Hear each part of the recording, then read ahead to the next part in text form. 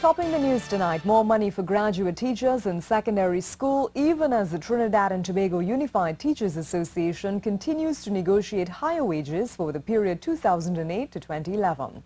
Minister of Education Dr. Tim Gopi Singh says government has agreed to spend $23 million during this fiscal year to upgrade the status of teachers in the secondary education system. He says graduate teachers who are now assistant teachers will have their status recognized. In addition, non-graduate teachers who occupy the position of assistant teachers are being encouraged to pursue a Bachelor of Education degree. But the original salary for TVT1, T2, T1 was $7,843 per month. And the classification from 205 to 208 for teacher 3, teacher T2, T1 was $9,787. So in fact, those 1,242 positions for teachers moving from T2 or T1 to T3, T2 and T3, is approximately $1,944 more per month. Well, TUTA heightened their protest action over the past few weeks as they were not satisfied with the 5% offer proposed by the Chief Personnel Officer. The Education Minister says the adjustment covers the salary range for the period 2008 to 2005 to 2008.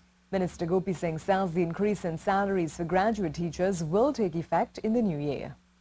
To the upgrading with effect from January 1st, 2013 of 1,242 positions of teacher 2, teacher 1, well, stroke teacher 2, stroke teacher 1, technical vocational, teacher 1 to 4, grade 3. That's grade 3. To teacher 3 / teacher 2, teacher 1, technical vocational teacher grades 1 to 4, and up to grade 4. Former Central Bank Governor Ewart Williams blames the Director of Public Prosecutions for failing to intervene in the CLICO matter between 2007 to 2008. Mr. Williams says several requests were made to the then DPP to step in the matter regarding several system breaches at the CLICO Investment Bank. The former Central Bank Governor was giving testimony at the Commission of Inquiry into the collapse of CL Financial. Charlie Lewis reports. The former Central Bank Governor says for a 3-year period, CIB failed to submit and publish its annual consolidated balance sheets. After these system breaches, he said he wrote to the DPP at the time requesting intervention but got no response. We sent the letter, we waited for the reaction, and whilst we were waiting, the accounts were produced. Yes, I see.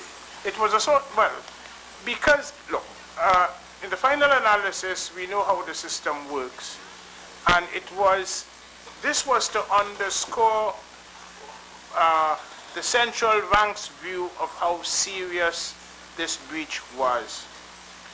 I'm not sure how hopeful we were that action would have been taken there, simply because we know how the court system is. Mr. Williams said CIB was sanctioned to pay $10,000 a day for each day of the offence. However, he added that CIB took the matter seriously and had intended to resolve it within 6 weeks, but was awaiting word from the DPP. There was no, to the best of our knowledge, there was no response from the DPP. And we finally got a letter saying we have resolved it and there was no need for the qualification. That's how seriously we took it, right? During this time, Governor Williams said he had met with the executive chairman of CLICO CL Financial and the auditors to see how fast the issue could have been resolved since the DPP did not respond to their request for intervention. Some of these were corrected, you know, the issues with the land and so on. Some of these were resolved, that's one thing. We thought that they had gone too far when by November of 2008 they had not published the audited financial accounts for 2007, and we wrote to the DPP. You know, so we took steps. I mean, we took the system as far as it could. According to Mr. Williams, the late submission of reports impacted negatively on CIB. Sherilyn Lewis, C News.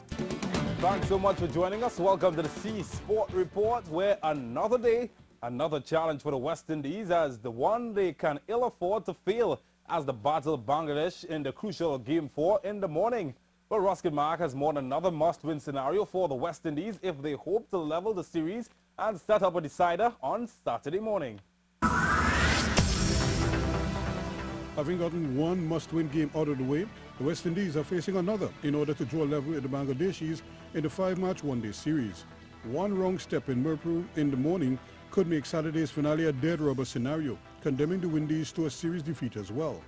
A loss to Bangladesh will be seen as a backward step for the regional side, which has been on an upward curve over the last 12 months or so.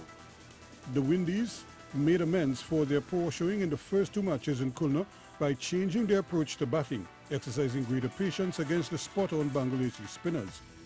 Marlon Samuels led the change in Mirpur with a career-defining 126 on a turning pitch. The key is to get the other batsmen like Chris Gale, Darren Bravo, Karen Powell and Darren Sammy to follow his lead and post a formidable total to challenge the now comfortable Bangladeshis. The visitors also had another positive in Game 3. Sunil Narayan finally found form in this tour with a 4-wicket haul. More importantly, he regained his confidence and the current ball is working like a charm again as it troubled all the batsmen. Bangladesh are leading the series 2-1, and despite their struggles in the previous game, they scored 227, an indication of their increasing comfort levels in one-dayers. They will be worrying over the form of Rubel Hussain, who looked rusty during a 5-over spell that cost 42. Both teams are unlikely to chop and change much, although the hosts have available to them the spinning option of Elias Sunny, who has joined the squad. The wicket is expected to be vastly different to the spin-friendly one in Game 3, with a more sedate batting paradise replacing it, which could work in the home team's favour, especially if their batting lasts. First ball is at 4:30 in the morning with live ball-by-ball coverage on 91.1 FM, Talk City. Ruskin Mark, C Sports.